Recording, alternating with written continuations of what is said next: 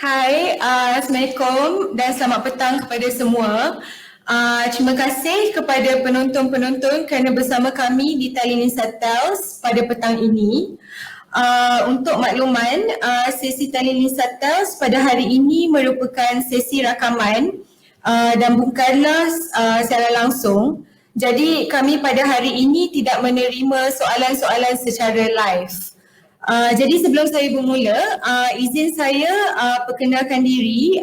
Saya Aliza Osman, Pegawai Komunikasi di Sisters in Islam. Pada hari ini kami akan membincangkan topik mengenai kemiskinan haid bersama Dr. Sharifah Fatimah Al-Atas yang merupakan seorang pengarah Pusat Pengajian Isu dan Pembangunan Sosial. Beliau juga merupakan pensyarah kanan Jabatan Sosiologi dan Antropologi Kuliah Ilmu Wahyu dan Sains Kemanusiaan di Universiti Islam Antarabangsa Malaysia. Beliau juga merupakan naib Presiden Girl to Leader Malaysia, sebuah NGO yang memberikan platform kepimpinan kepada golongan anak muda perempuan. Narasumber kedua kami merupakan Puan Farzina Balen yang merupakan pengarah operasi Saura Industri Sendirian Berhad, iaitu sebuah syarikat yang fokus untuk memberi air yang selamat untuk diminum melalui teknologi hijau kepada penduduk di luar bandar dan komuniti yang kurang bernasib baik. Jadi terima kasih kepada kedua-dua narasumber kami kerana bersama kami pada petang ini. Okey, kita baru-baru ini sentiasa mendengar terma kemiskinan haid di berita ataupun di laman media sosial. Lebih-lebih lagi baru-baru ini ada terdapat kumpulan yang mempertikaikan dan melontarkan kata-kata kesat terhadap usaha pihak yang membantu memberikan tuala wanita secara percuma. Jadi kita mulakan perbincangan kita dengan bertanya, apakah itu sebenarnya kemiskinan haid? Dan adakah ia sesuatu isu yang baru yang wujud dalam masyarakat kita? Mungkin Dr. Fatimah boleh mulakan. Okey, Assalamualaikum, selamat petang. Pertama sekali saya ucapkan terima kasih kepada Tali Nisa kerana menjemput saya dan Syahbaz kerana membawa isu ni ke hadapan lagi. Jadi saya mulakanlah dulu untuk kita fahami apa itu kemiskinan haid. Mungkin terma kemiskinan haid bunyi dia agak janggal, tapi saya rasa mungkin selepas beberapa bulan ni banyak kita nampak juga isu kemiskinan haid ni ke hadapan. Jadi bila kita bincangkan tentang isu kemiskinan haid ni, bukanlah masalah biologi ataupun masalah dengan kitaran haid dan sebagainya. Dia lebih kepada kekangan dalam menguruskan haid akibat kemiskinan ataupun akibat faktor-faktor sosial yang lain. Okay, bila kita bincangkan tentang kemiskinan haid, kita akan lihat kepada 4 elemen. Whether or not ada terdapat satu elemen ataupun dua ataupun keempat-empat elemen tersebut. Yang pertama adalah kekangan dalam bentuk produk haid, iaitu dapatkan produk haid yang boleh menyerap dengan baik, yang bersih, okay?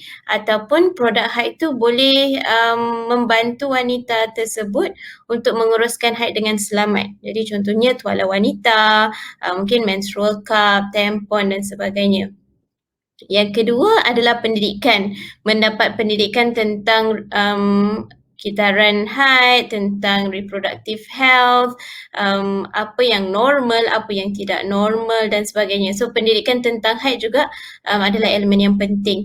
Yang ketiga adalah akses kepada air yang bersih, kebolehan untuk membuang ataupun kebolehan untuk menguruskan haid menggunakan air ataupun sumber sanitasi yang bersih dan juga sabun basuh tangan. So kalau UN panggil wash facilities lah, water sanitation and hand soap. And then yang keempat dan terakhir sekali adalah kebolehan untuk menguruskan haid dalam keadaan yang bermaruah. Contohnya ada privacy, ada tempat yang selesa, tidak dimalukan dan sebagainya. So empat elemen ni adalah penting untuk pengurusan haid. Jadi bila kekurangan satu ataupun lebih daripada satu, kita akan labelkan sebagai kemiskinan haid. Jadi bukan sahaja tidak ada produk ataupun tidak ada pad, tapi yang kita lebih nampak baru-baru ni adalah isu tentang kekurangan produk haid, tapi sebenarnya ada lagi elemen lain yang kita perlu lihat juga.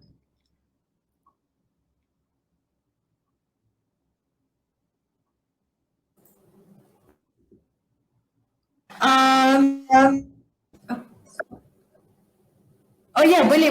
Puan Faizina, sorry. Jika Puan Faizina nak tambah apa-apa? Seperti mana ini kita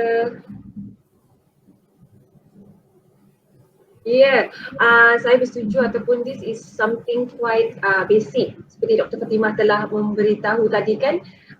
Bukan sahaja tidak terdapat fasilitas ataupun produk-produk yang diperlukan, tetapi kekurangan juga merupakan satu bentuk kemiskinan, dan ini adalah sesuatu yang sering kita tidak diketengahkan. Jadi tak semestinya kampung tersebut ataupun rumah tersebut mempunyai fasilitas air bersih dan toilet ataupun tandas ianya sudah memadai.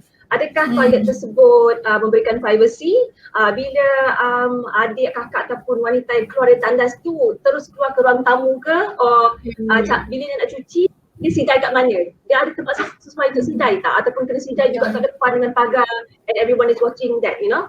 Jadi it's a very, merupakan satu isu yang telah lama wujud. Ia bukan sesuatu yang baru, cuma baru diketengahkan. I think sebab kita sekarang, wanita sekarang lebih lantang untuk bersuara. Terdapat juga golongan lelaki yang lebih peka dan ingin address isu.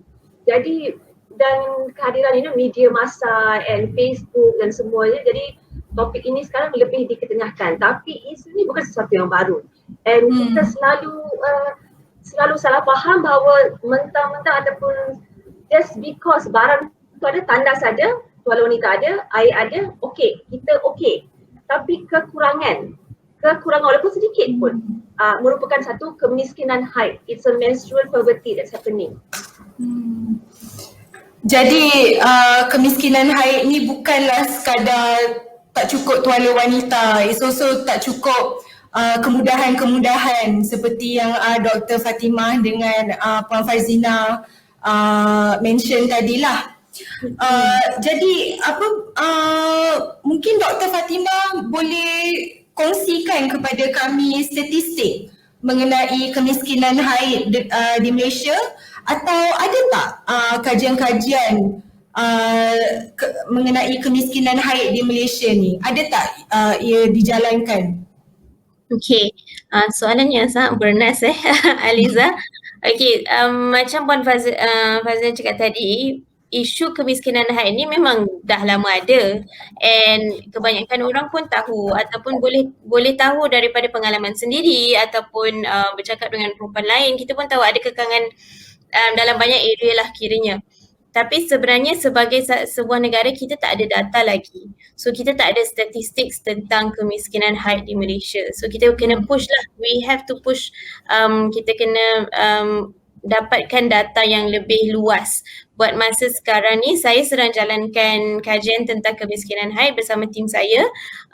Dan kami pun tak nak ada jumpa satu sahaja kajian yang sangat kecil tentang keciciran sekolah di Kelantan.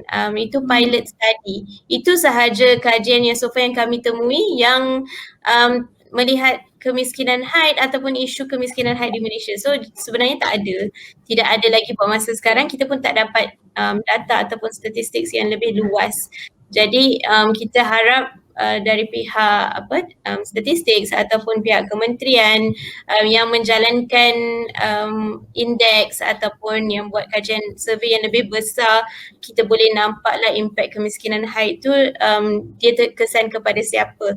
Buat masa ni kita tidak ada data tu ataupun statistik itu. Okay, saya ingin bertanya soalan kepada Puan Faizina. apa kesan kemiskinan haid pada masyarakat kita? Baiklah Aliza, ini saya suka bentuk soalan ini ya, sebab dia bukan menanyakan dampak haid kepada individu atau wanita tersebut, tetapi kepada masyarakat. Dan seperti mana yang kita tahu, wanita merupakan satu, dia a pillar of society. Kita tak boleh wujud kalau only ada lelaki ataupun adik-adik. We must have men and women. The equality must be there kan. Jadi impact dia sangat besar ya, utamanya jika kita lihat almost 50% of Malaysian population terdiri daripada golongan wanita. Okay. Tenaga pekerja di Malaysia juga terdiri daripada golongan wanita juga, bukan saja golongan lelaki, juga golongan wanita. Jadi kita bayangkan kemiskinan haid ini bagaimana ia memberi impak kepada keluarga-keluarga. Okay. Apabila seorang wanita itu sedang mengalami haid, sebahagian daripada perbelanjaan keluarga juga akan pergi kepada membeli produk-produk untuk produk-produk wanita. Okay, tampon ataupun tuala wanita, menstrual cup dan sebagainya. Bukan setakat itu, juga kita penggantian seluar dalam. Seluar dalam yang, let's be very frank dan bercerita dengan lebih very frank ya. Kita kalau datang haid tu kita nak beli seluar dalam yang lebih selesa, dia lebih firm, kita nak beli Panadol, kita nak beli bertahan sakit, kadang-kadang pakai heat pad.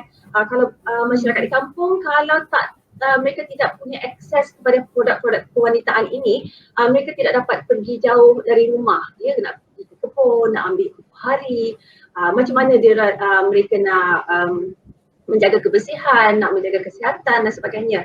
Untuk adik-adik yang pergi sekolah dan mereka yang mengalami kemiskinan haid apabila mereka dalam bangku sekolah, ini seperti Dr. Fatimah katakan tadi, ia akan memberi impak kepada kehadiran.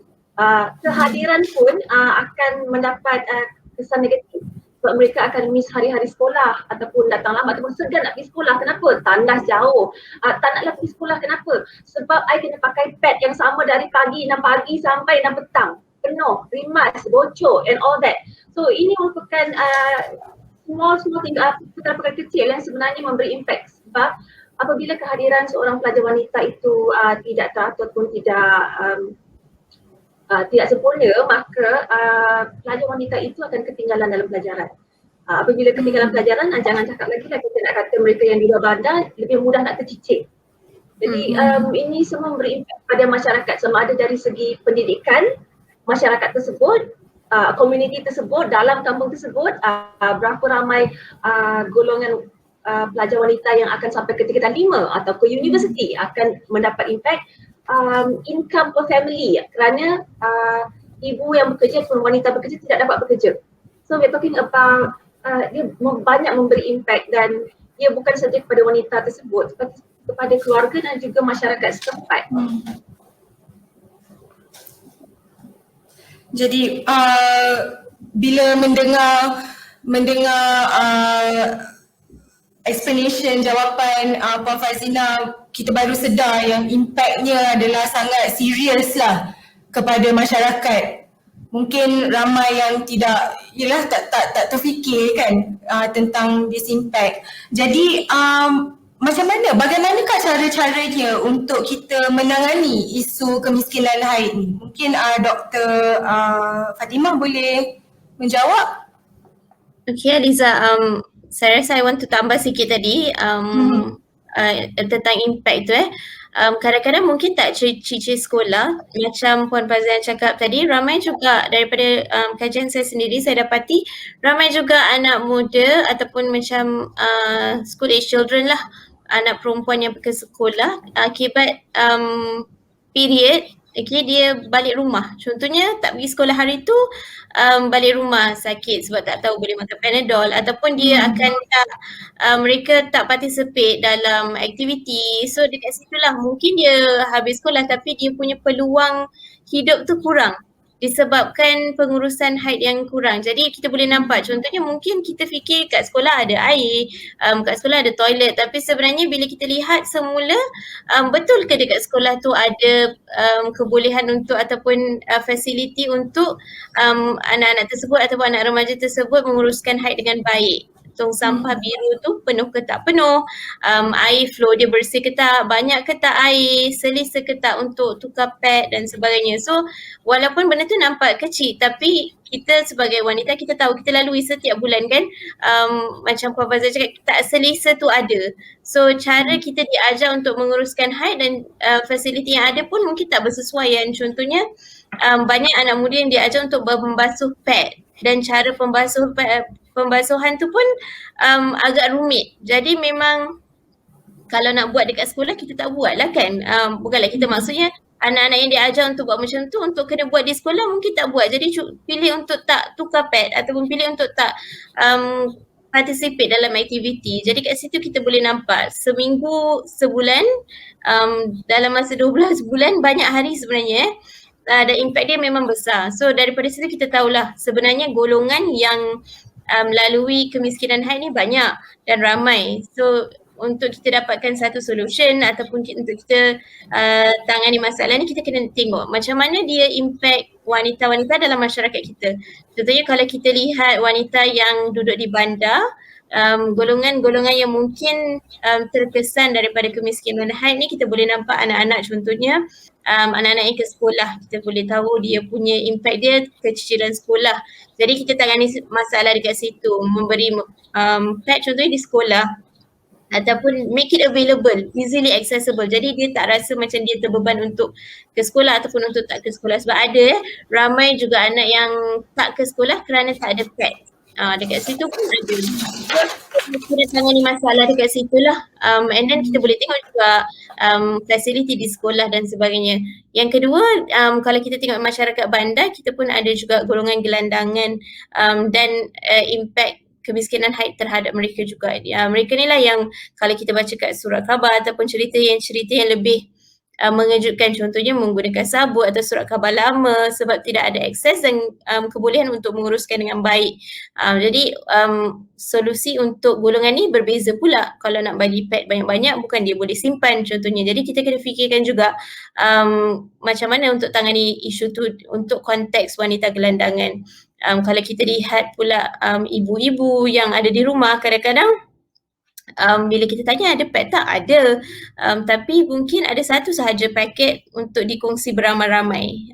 Jadi pengurusan kewangan di rumah also akan ada impact kepada pengurusan haid ataupun pembelian produk-produk haid.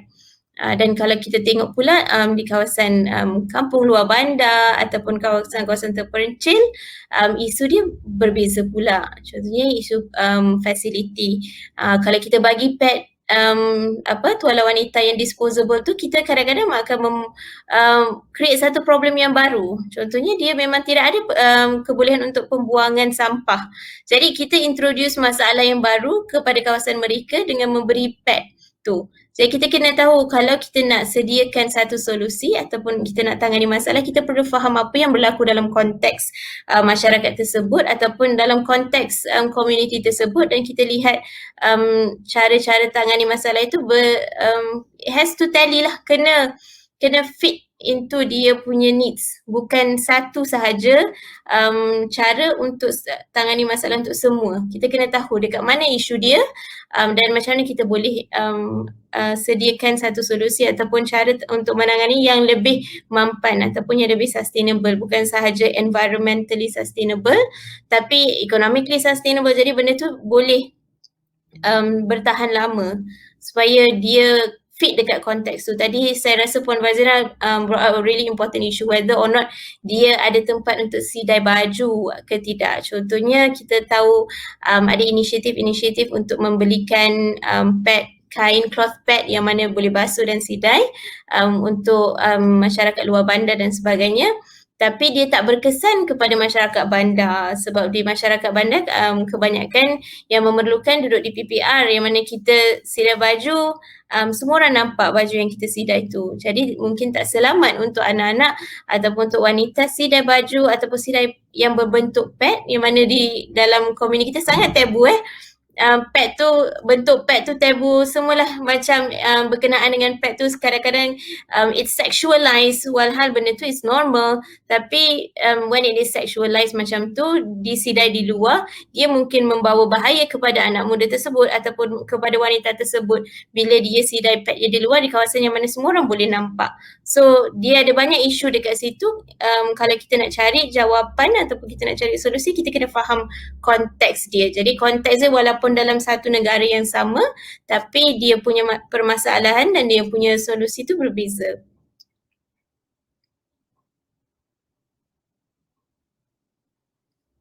Apa?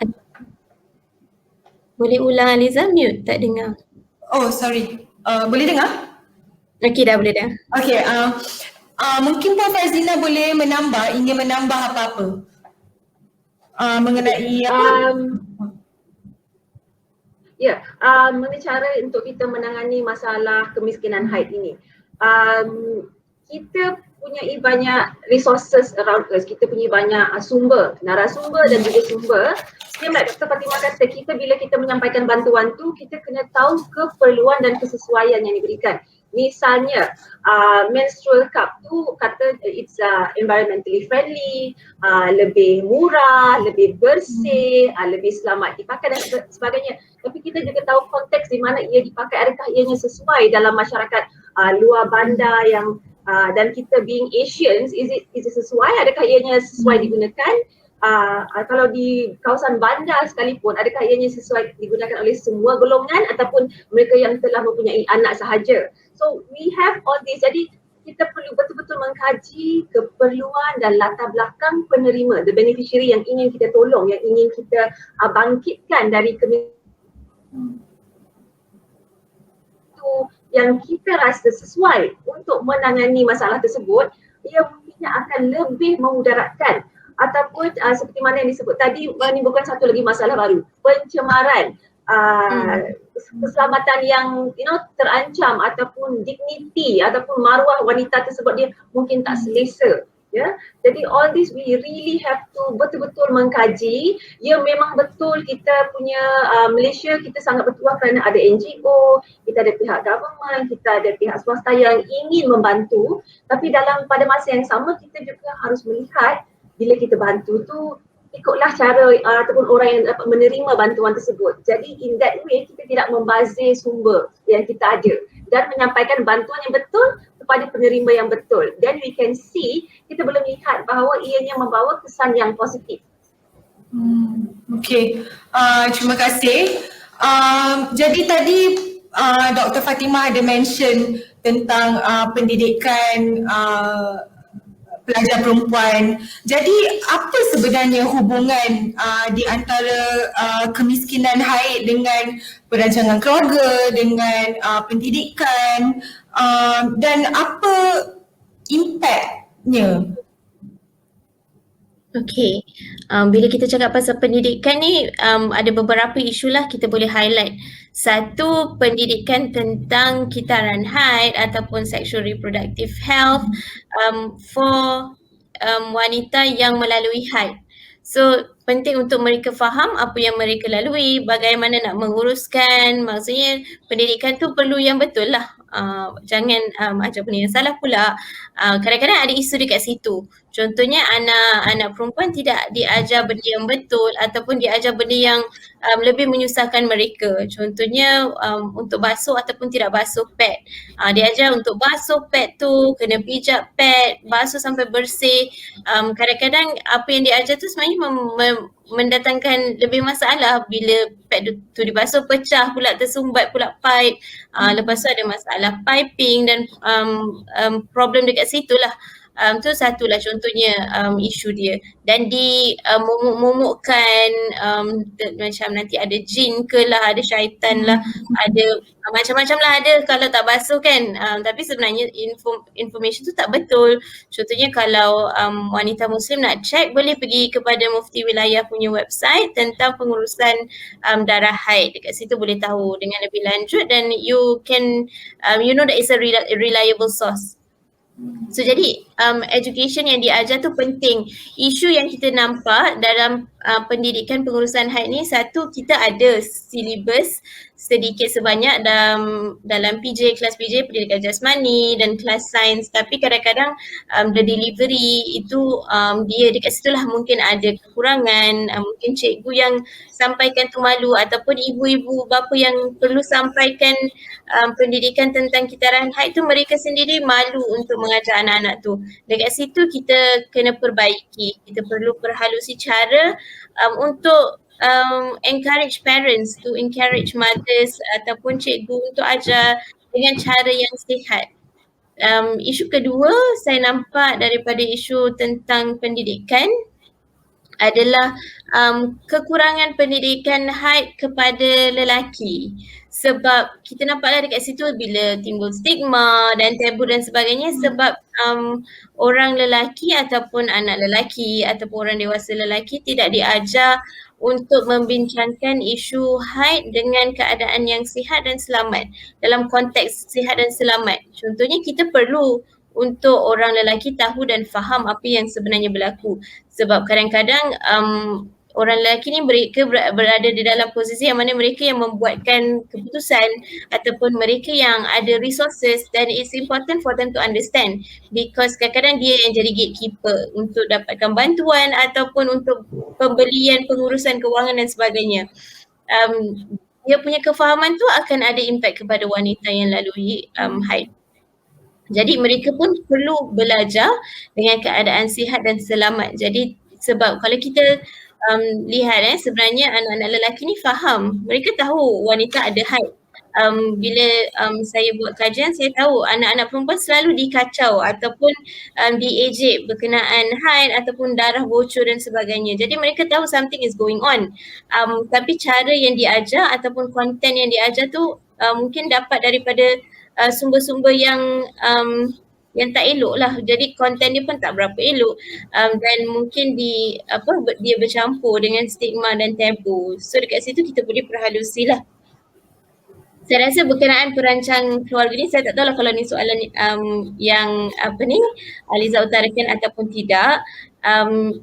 Saya nampak saya mungkin nak clarify lah sedikit. Ada beberapa tweet dan sebagainya tentang wanita yang mengalami kemiskinan haid dan mereka beranak. Ramai sebab tak nak lalui haid sebab kekurangan ataupun ada kekangan. Okay, saya rasa the issue is over ataupun it has been exaggerated lah. Memang ada wanita yang pilih untuk mengandung kerana tidak mahu melalui haid, okay, sebab kemiskinan haid. Tetapi this is not representative of semua kes lah.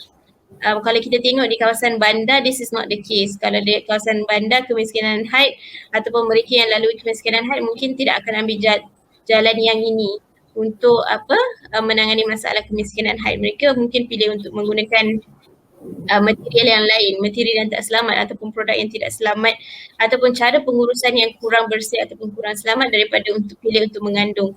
So memang ada tapi itu lebih kepada kawasan terpencil, kawasan pendalaman di mana konteks menjaga anak ataupun konteks kefahaman perancangan keluarga tu mungkin berbeza daripada konteks urban. Konteks rural ni bila kita di kawasan urban, di kawasan bandar, bila kita ada anak, pengurusan anak tu agak rumit dan dia memakan banyak resources. Economically challenging untuk ada ramai anak sebenarnya. So dia agak berbeza dengan kawasan luar bandar ataupun kawasan rural. So dia konteks tu sangat penting. So saya selalu ingatkan kita perlu faham konteks juga. Okay. Terima kasih. Okay, saya ke soalan lain pula. Jadi apa komen Puan Farzina dan Dr. Fatimah juga tentang kemiskinan haid ini dibidas dengan naratif yang menjatuhkan maruah perempuan. Kita ada lihat, ada segelintir kumpulan yang melontarkan kata-kata kesat tentang ada kumpulan yang ingin membantu memberikan tuala wanita secara percuma. Apakah komen-komen Puan Fazina dan Dr. Fatimah? Mungkin Puan Fazina boleh start dulu. Mula-mula bila saya mendengar komen begitu ya, sangat kesian melihat dan mendengar terdapat juga manusia yang tidak tahu bahawa haid, period, menstrual adalah sesuatu yang biasa, yang normal, yang semua wanita akan alami. Itu merupakan satu fakta. Ini bukannya satu, kadang-kadang perempuan tak dapat, ada setengah perempuan tak dapat, perempuan ni dia pilih untuk dapat, perempuan ni sengaja tak nak dapat. Yang tu it is, jadi untuk melemparkan kata-kata seperti membahaskan isu kemiskinan haid ni menjatuhkan wanita martabat. Saya rasa tidak. Seperti mana dengan fungsi-fungsi biologi manusia yang lainnya, nak bersin, bernafas, you nak buang air besar, air kecil, that is all normal. Itulah sebabnya kita ada tandas kat mana-mana. You masuk mall, you dapat tengok orang tak ada nak sembunyikan pintu tandas ataupun tanda tandas jauh ataupun kata itu memalukan orang yang menggunakan tandas. Tak. Why? Sebab kita sudah dapat menerima bahawa fungsi biologi seperti buang air, buang air besar ataupun menukar lambit anak itu merupakan satu fungsi biologi manusia yang biasa. Jadi kenapa kita ada double standard terhadap haid? Kerana itu merupakan sesuatu yang biasa. Ya, jadi apabila mendapat tahu bahawa terdapat pihak-pihak yang cuba mengaitkannya dengan menjatuhkan martabat wanita, saya rasa ini adalah begitu kesian ya. Ini kerana kurangnya pendidikan. First of all, we have to know bahawa datang haid adalah sesuatu yang biasa. It is normal. We have to normalize it because it is normal. Jadi saya rasa komen seperti itu tidak punya apa-apa dasar langsung. If in Malaysia kita boleh mengagihkan air botol mineral kepada orang yang dahaga, kita boleh distribute food packets kepada orang yang lapar, gelandangan, the needy. If we can distribute sample of tissue kepada orang and all that, apa salahnya dengan memberikan tuala wanita kepada wanita, kerana itu memang diperlukan oleh seorang wanita, just like everything else. Mula-mula lucu juga mendengar ada juga segelintir pihak yang masih tidak dapat menerima ataupun tidak tahu bahawa wanita mengalami haid. Wake up guys, all women, all females in general go through haid. Okay. That's true, betul. I agree with, kadang-kadang kita perlu normalizekan, memang kita perlu normalizekan yang mana wanita lalui haid dan benda tu sangat normal, bukan benda yang tabu. Jadi dekat situ education tu kena ada lah, jangan ditabukan, jangan distigmatizekan. Saya pun risau juga kalau kita lihat kalau dibiarkan tabu ataupun stigma terhadap wanita, sebab dia akan create satu generation yang mana anak tu sendiri ataupun wanita tu sendiri akan rasa malu sebab mereka lalui haid.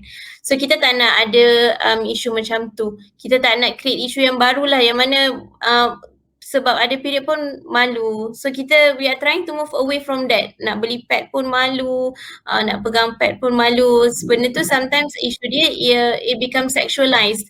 So dia jadi tabu kat situ. Walhal sebenarnya period tu adalah sangat normal. Yang mana you go through it every month. So kita tak perlu ada perasaan malu tentang pembincangan tentang haid.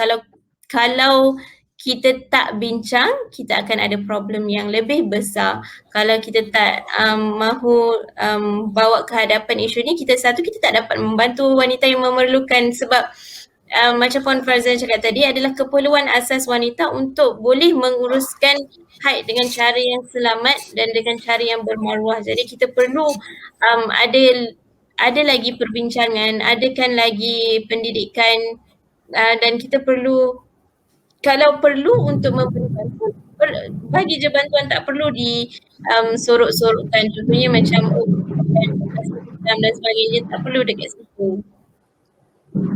Okay. Terima kasih. Jadi saya setuju dengan jawapan Dr. Fatimah dengan Puan Fazina bahawa kita harus normalizekan period, normalizekan haid kepada semua lah. Jadi tadi doktor ada mention tentang tabu. Jadi bagaimanakah cara-caranya untuk kita membuang tabu mengenai haid? Okay, nak ubah culture ni lama sebenarnya untuk kita change culture usually studies show akan ambil masa 20-30 tahun, tapi saya rasa kalau kita tengok balik, saya ingat lagi masa saya kecil masih malu untuk beli pad. Contohnya kalau ada orang nak beli pad dekat kedai ke malu, tapi saya nampak anak-anak muda sekarang kurang sikit malu tu. Jadi kita dah nampaklah perubahan yang positif dekat situ. So dia bermula daripada pendidikan yang betul. So kita perlu, nombor satu, kita tahu buat masa sekarang dalam masyarakat Malaysia, pendidikan tentang haid ataupun tentang sexual reproductive health lebih datang daripada ibu. So ibu ni ada a bit more power lah untuk educate anak-anak mereka dengan cara yang lebih sihat. Jadi tak perlu dimalukan. Ajar mereka cara yang bersih, ajar mereka cara yang selamat, ajar mereka untuk bercakap tentang haid dengan cara yang lebih open. Kat situ penting lah, maksudnya pendidikan yang mana ibu yang sampaikan, satu penting. Kedua, pendidikan yang datang daripada sekolah, yang ni cikgu ataupun ustazah, dekat situlah kita perbaiki dekat situ juga. Bincangkan dengan cara yang sihat, maksudnya kadang-kadang cikgu pun malu, cikgu pun kena break lah dia punya tu. Kalau kita nak break the generational punya replication of kita punya culture yang malu tu, yang tabu tu, peranan orang yang mendidik tu kena ada dekat situ. So cikgu dan ibu bapa kena mengajar dengan cara yang sihat, bincangkan dengan cara yang sihat. Dekat situ. So first lah. Kedua, kita boleh adakan perbincangan yang macam ni. Kita tambahkan lagi perbincangan yang macam ni. Jadi kita biasakan bercakap tentang haid dan kepentingan haid dekat situ. Dia macam ni. Contohnya fasiliti, kita ada kekurangan fasiliti. Kalau kita tak nak bincangkan tentang haid, macam mana kita nak cakap toilet dekat sekolah tu sebenarnya tak sesuai untuk pengurusan haid. Jadi kena tambah perbaiki. So kalau kita nak sebut perkataan haid tu pun malu, kita tak boleh nak solve problem yang lebih besar. So kita kena juga cuba untuk ada pendidikan untuk orang yang dah dewasa. Contohnya people yang ada authority needs to be able to communicate, ataupun if we talk about office culture ataupun employers also kena ada some understanding of menstruation ataupun haid. Kalau tidak, dia akan terjejaskan orang-orang yang lain lah, maksudnya people that is under their power. So kita kena juga ada education not only untuk children tapi untuk adults. So education tu boleh happen in two ways. So kita awareness program semacam ni, mungkin companies pun boleh adakan talks dan sebagainya untuk educate balik ataupun untuk membincangkan isu ni dengan keadaan yang normal ataupun dalam setting yang lebih sihat. Okay, terima kasih. Mungkin Puan Fazila ingin menambah? Ya, kalau pendidikan seperti yang kita tahu tadi ataupun perubahan masyarakat akan mengambil masa yang lama, tapi tidak bererti bahawa kita tunggu pihak kerajaan menggubar dasar baru, tunggu Kementerian Pembangunan Wanita come up with a new plan, kita tunggu UN come up with a new SDGs and all that. Those are bigger pictures. Tapi kita boleh bermula dengan diri kita sebab kita adalah sebahagian daripada masyarakat. We can start dengan mula mendidik anak kita, anak buah kita, perempuan dan lelaki. Kalau untuk perempuan, bagaimana pengurusan yang sihat, it is okay. Bezakan mana tabu ataupun mana yang yang tak betul, betulkan yang salah. And for the boys, kita boleh normalize it dan saya suka frasa yang phrase yang dipakai tadi, dengan cara yang sihat dan selamat. Normalize that kalau ada classmate yang datang haid and you nampak bocor, what do you do? You know, or kalau kakak datang haid atau kakak lemah-lemah macam tu kain batik dia apa, what do you do? What you should do? All the support system we put in place in our own family, dalam keluarga besar kita. Kalau tandas, kalau kita tinggal dekat flat ataupun dalam keluarga besar, bagaimana kita membolehkan bahawa setiap wanita dalam keluarga dan rumah kita merasa selamat and empowered as a woman, terutamanya ketika wanita itu mengalami haid. Selain daripada itu, we have our colleagues, rakan sekerja, kita punya geng kawan-kawan dan sebagainya. How can we support each other to mengurangi kemiskinan haid?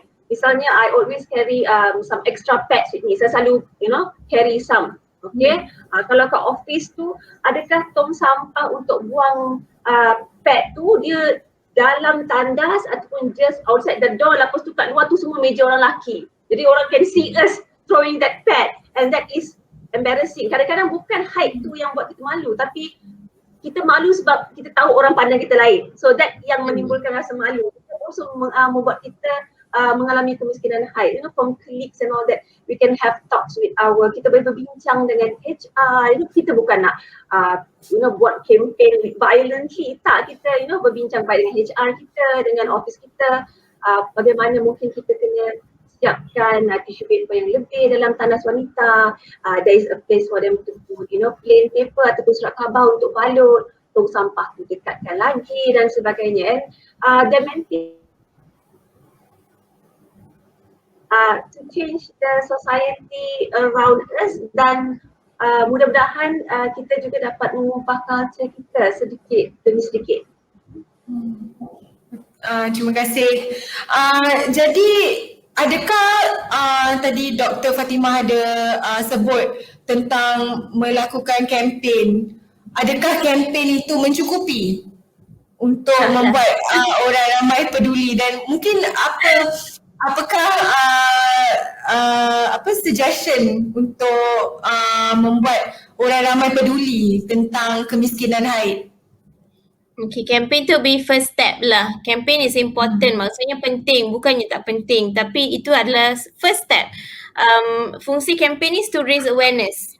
So kita nak, mungkin sebelum ni orang tak tahu pun terma kemiskinan haid, tapi kita tahu orang lalui. Contohnya sebab sometimes kita tak ada, bila kita tak boleh name something, kita tak boleh talk about it. So bila kita dah ada terma untuk kemiskinan haid, kita boleh bincang tentang kemiskinan haid. Kalau tak ada, kita tak tahu macam mana nak bincang isu toilet tak elok, isu tak ada produk haid, isu tak ada pendidikan yang betul. Jadi kita perlu ada satu nama yang kita gunakan yang mana orang tahu, oh kemiskinan haid ni adalah macam ni. Untuk konteks Malaysia, kita masih baru lagi untuk faham apakah itu kemiskinan haid. So mungkin kempen tu bermula dekat situ. Daripada situ kita kena adakan lagi kajian. Okay, apakah impak-impak kemiskinan haid? Berapa ramai orang yang terkesan daripada kemiskinan haid? Daripada kajian-kajian tersebut kita boleh tahu okay, apa yang boleh dilakukan dan apakah solusi yang perlu kita implement. Dekat sini mungkin orang ramai boleh start dengan awareness lah. Maksudnya orang-orang biasa yang you care about this issue, you peduli pasal isu ni, you boleh educate orang-orang yang around you, boleh educate your family, your friends. Tapi kalau you have a bit more power, you boleh take another step. Contohnya make sure that the media is always talking about it, kan? Contohnya kita push our government to collect the data, macam includekan masukkan soalan tentang kemiskinan haid. Berapa ramai anak perempuan yang sebenarnya tercicir sebab tak ada pad contohnya. Berapa hari mereka tercicir daripada sekolah. So daripada situ kita boleh nampak. So daripada situ kita boleh adakan solution. Kita boleh dapatkan contohnya solution yang sesuai dengan konteks dia. Ataupun kita juga boleh encourage NGO. Sometimes NGO melakukan banyak kerja. Kita tahu orang Malaysia ni ada banyak NGO dan banyak efforts yang ingin membantu masyarakat, which is very good about our society lah kiranya.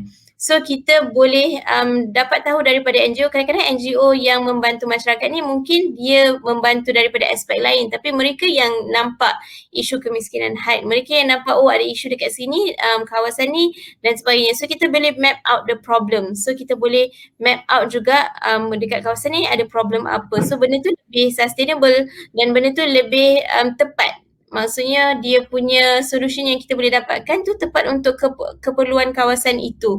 So we have to work together lah kiranya. Kita tak boleh harapkan contohnya kerajaan saja untuk solve everything. Sebagai satu community kita work together untuk identify apa isu dan apa solusi dia. Sebab we are a big country dan kita ada macam different population yang diverse. Jadi kita kena ada kerjasama antara the different players lah, maksudnya antara researchers, antara NGOs, grassroots, policy makers dan sebagainya untuk bekerjasama bukan sahaja untuk berkempen tentang awareness tapi untuk also mencari jalan ataupun penyelesaian untuk masalah kemiskinan haid. Jadi cikgu pun memain peranan yang sangat penting ya. Saya lupa nak highlight tadi sebenarnya. Cikgu ada peranan yang sangat penting untuk tahu. Kadang-kadang cikgu yang nampak anak tak ke sekolah ataupun cikgu yang hantar anak pulang, benda-benda macam itulah. Jadi cikgu-cikgu sekolah pun memainkan peranan yang penting. So dia ada dekat situ ada some authority. Okey, terima kasih Dr. Fatimah. Mungkin Puan Farzina ada apa-apa untuk tambah?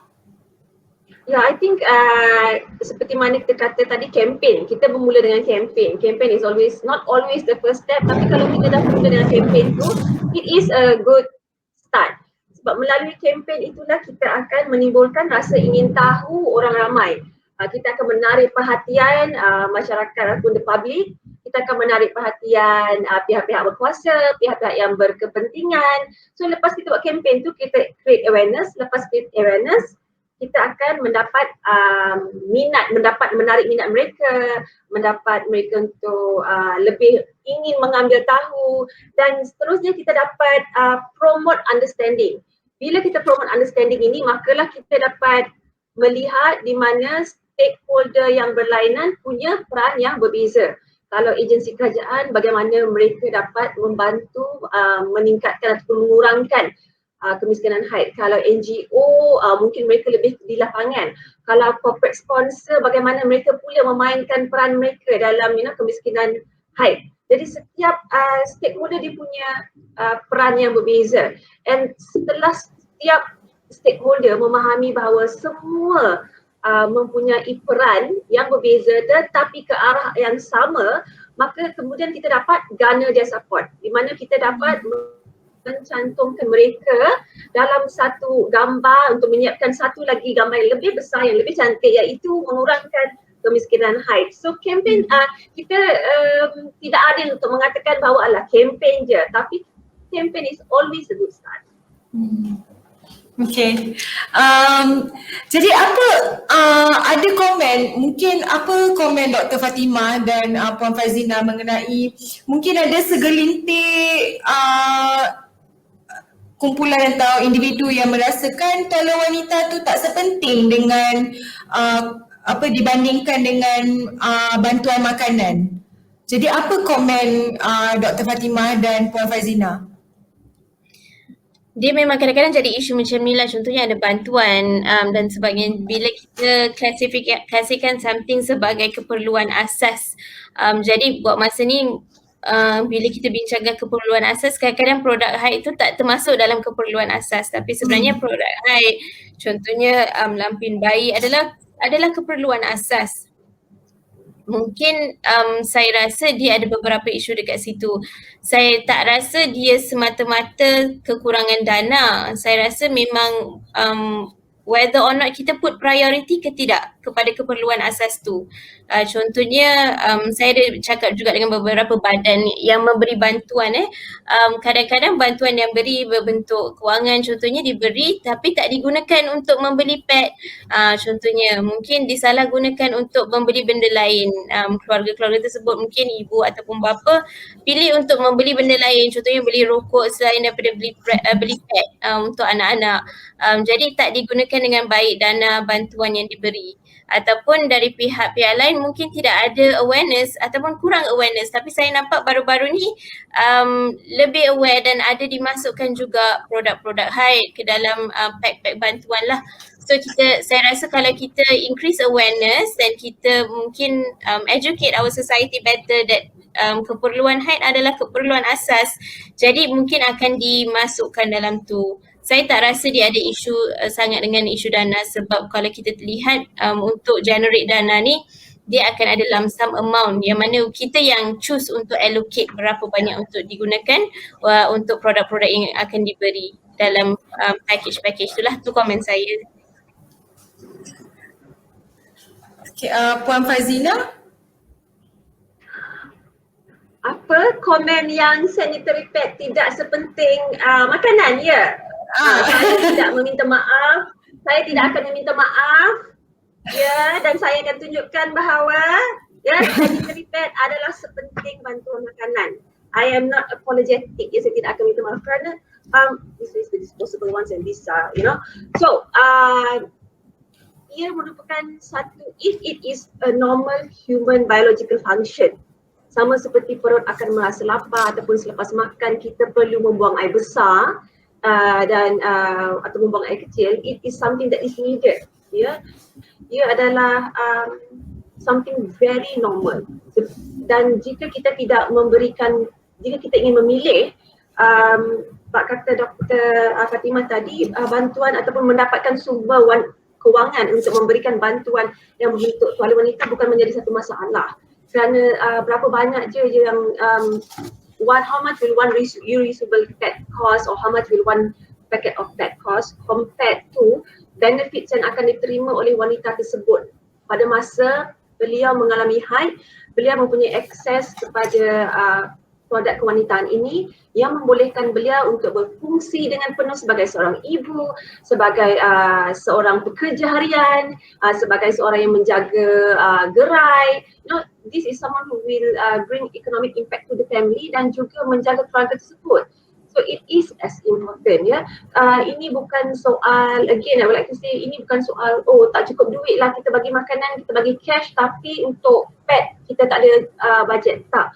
This is about us, kita membawa perkara ini ke tengah dan highlight kepada pihak yang berkepentingan.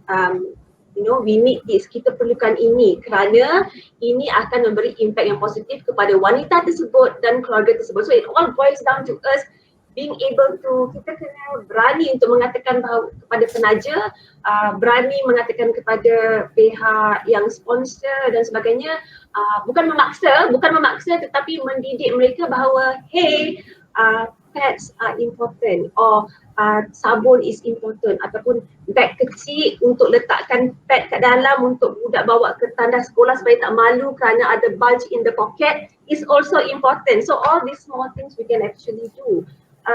And it's not fair to say, this is more important than that. It is all equally important sebab this is it is a basic need of a human being. Kita memang perlu sebagai seorang wanita.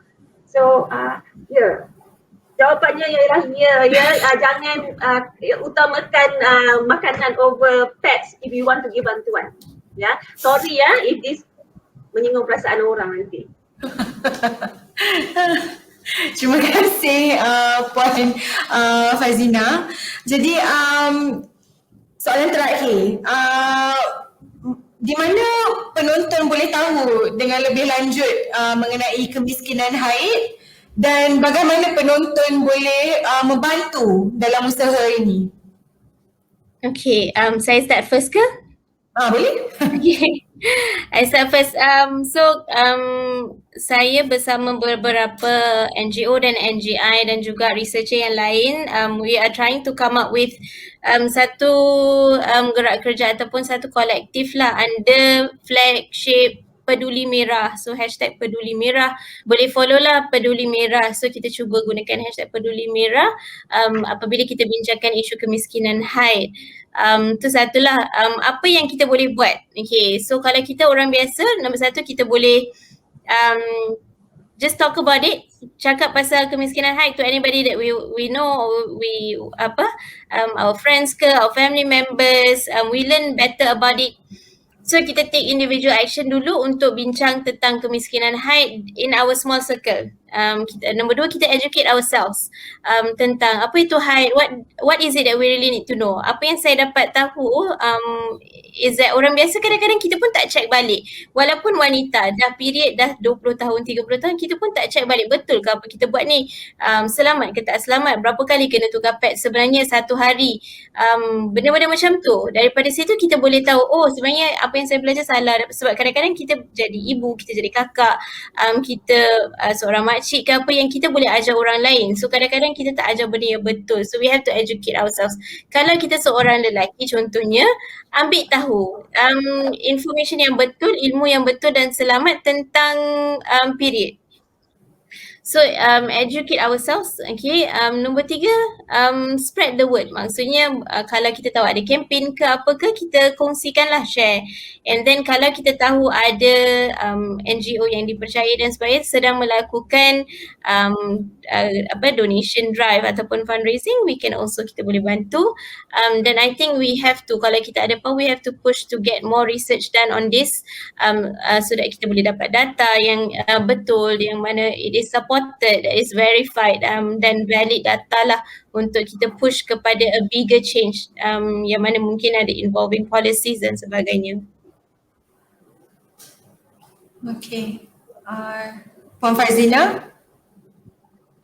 Yes, what we can do kan, okay, first of all, of course, educate ourselves and talk about it.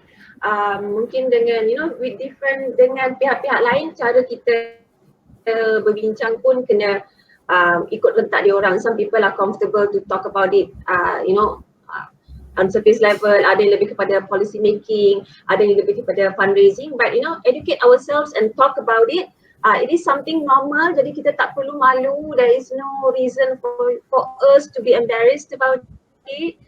Talk to our peers, talk to our circle of friends, to our colleagues dan sebagainya. Also, Saura, the organisation that I am in, kita sangat menyokong program WASH. Dia mengenai water, sanitation and hygiene education. Sangat berkait rapat dengan kemiskinan haid ataupun menstrual poverty. Kami sangat gembira ataupun sangat teruja, very excited that kita mula berbincang tentang ini sebab sebelum ni ataupun clean water hanya untuk orang minum. Tak, ini juga penting untuk kesihatan dan sebagainya. So reach out to organizations, kepada NGO, kepada companies, ataupun kalau kita sebahagian daripada satu organisasi yang lebih besar, kita ada CSR department, ketuk pintu department tu dan kata, hey, you know what, tahun ni kita cuba buat WASH program ataupun kita cuba buat something on kemiskinan haid. And these are the small things that semua kita boleh lakukan. You don't have to be tak perlu untuk jadi health doctor. Every one of us can do. So I'm looking forward, saya sangat looking forward to have more women and men on board to talk about menstrual poverty, kemiskinan haid, dan juga menyokong program yang apa-apa program yang mengurangkan kemiskinan haid di Malaysia. Alright, terima kasih banyak-banyak input Dr. Fatimah dan Puan Farzina sememangnya sangat valuable tentang isu kemiskinan haid di Malaysia. Jadi nampaknya kita dah kesuntukkan masa. Kalau kita nak berbincang mengenai isu ni, kita boleh pergi berjam-jam lamanya kan. So saya boleh tutupkan perbincangan kita pada hari ini. Sekali lagi saya ingin mengucapkan ribuan terima kasih kepada Dr. Fatimah dan Puan Farzina kerana bersama kami pada petang ini. InsyaAllah kami akan berjumpa lagi di sesi Talinisa Tales Live yang seterusnya. Jadi terima kasih sekali lagi. Bye. Terima kasih. Terima kasih. Thank you. Bye.